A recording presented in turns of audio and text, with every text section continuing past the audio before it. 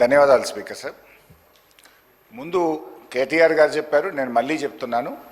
ఈరోజు కేంద్ర బడ్జెట్లో తెలంగాణకు తీవ్రమైన అన్యాయం జరిగిన మాట వాస్తవము. మీరు రిజల్యూషన్ ప్రవేశపెడితే దాన్ని ఏకగ్రీవంగా పాస్ చేయడానికి మేము సిద్ధంగా ఉన్నాము.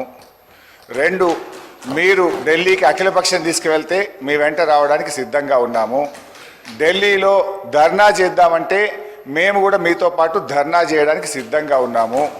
ఈ రాష్ట్ర ప్రయోజనాల విషయంలో ఎట్టి పరిస్థితుల్లో రాజకీయాలకు అతీతంగా ఏ పోరాటానికైనా బీఆర్ఎస్ పార్టీ సిద్ధంగా ఉన్నది, ఉంటుంది అని స్పష్టంగా తెలియజేస్తా ఉన్నాను. ఇకపోతే అధ్యక్ష, గౌరవనీయ ముఖ్యమంత్రి గారు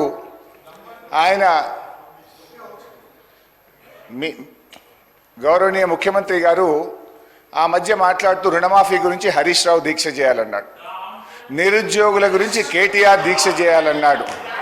మరి అన్నీ మేమే చేస్తే నువ్వేం చేస్తావు? ఈ రాష్ట్ర సభా నాయకుడిగా ఎందుకంటే నన్ను వ్యక్తిగతంగా అన్నారు అధ్యక్ష, ఈరోజు నీకు అగ్గిపెట్టె దొరకలేదా అంటున్నాడు. మాది ఉద్యమ స్ఫూర్తి.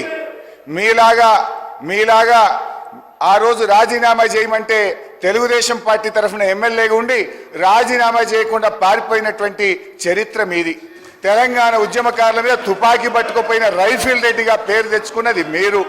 సోనియా గాంధీ గారిని దయ్యమని నాడన్నావు, దేవత అన్న చరిత్ర నీది.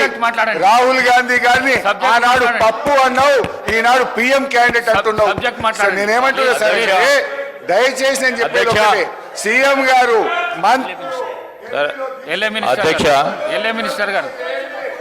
అధ్యక్ష హరీష్ రావు గారికి కోరుతా ఉన్నాము.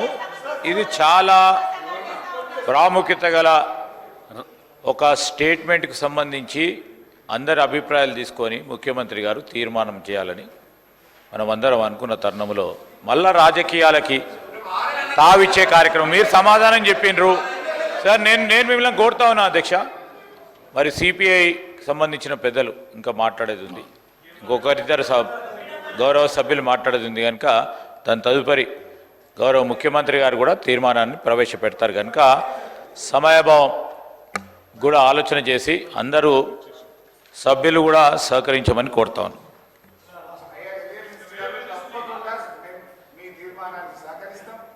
ఏకగ్రీవంగా పాస్ చేయడానికి సహకరిస్తాం. అయితే నేను ఒకటే సభానాయకుడికి నేను కోరేది సార్, మా ట్రాక్ రికార్డు ఉంది.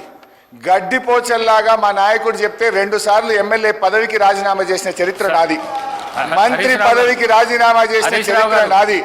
కానీ మీరు మా ఉద్యమ స్ఫూర్తిని ఈ రకంగా అవమానపరిచేది సభ రికార్డు నుంచి తొలగించాలని మిమ్మల్ని కోరుతున్న అధ్యక్ష. కేసీఆర్ గారిని రమ్మంటుండ్రు. కేసీఆర్ గారు చావు నోట్లో తలబెట్టి కానే కాదని తెలంగాణ తెచ్చిండు. కేసీఆర్ ఎందుకు? నువ్వు చేయి, నీకు 1000 మంది మేము రక్షణ కవచంగా ఉంటాం, మేమందరం ఎమ్మెల్యేలు వచ్చి నీ చుట్టూ ఉంటాం, నువ్వు మీ కేబినెట్ దీక్ష చేయండి. ఆనాడు దొడ్డుబాట్లు కేంద్రం కొనకపోతే మేమందరం ప్లీజ్ కూర్చోండి, ప్లీజ్ కూర్చోండి, ప్లీజ్ కూర్చోండి, ప్లీజ్ కూర్చోండి, ప్లీజ్ కూర్చోండి, please please please please please please please సభానాయకుడు చెప్పిన దాంట్లో తప్పేమీ లేదు. చెప్తా వినండి, నేను చెప్తా వినండి. సభానాయకుడు ప్రతిపక్ష నాయకుడిని రమ్మంటున్నాడు, అది నాకు కూడా చాలా మంచిది. నేను కూడా పేపర్లో కూడా చెప్పిన, టీవీలలో కూడా చెప్పిన, సభానాయకుడు వస్తే సభకు చాలా గౌరవం పెరుగుతుంది, వారిచ్చిన సూచనలను సలహాలను తీసుకుంటామని చెప్పేసి నేను కూడా చాలాసార్లు చెప్పిన. అదే మాట వారి నోటి నుంచి చెప్పిండ్రు.